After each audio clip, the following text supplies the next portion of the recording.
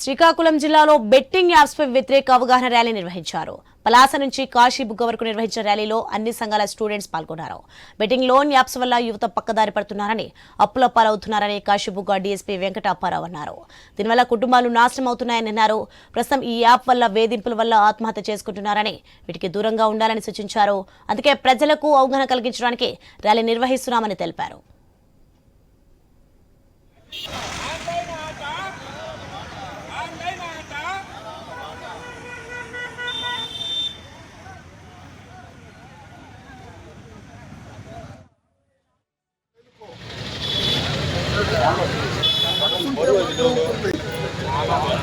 Betting apps, loan apps అన్నవి ఎంత ప్రమాదకరమైనవో మీకు తెలియదు కాదు.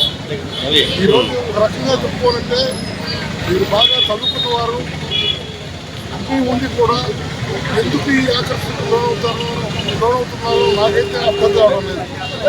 ఒకసారి ఆలోచించండి, యువత మేలుకో.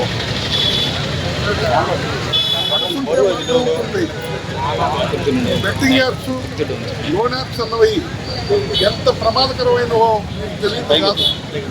ఈరోజు ఒక రకంగా చెప్పుకోవాలంటే మీరు బాగా చదువుకున్నవారు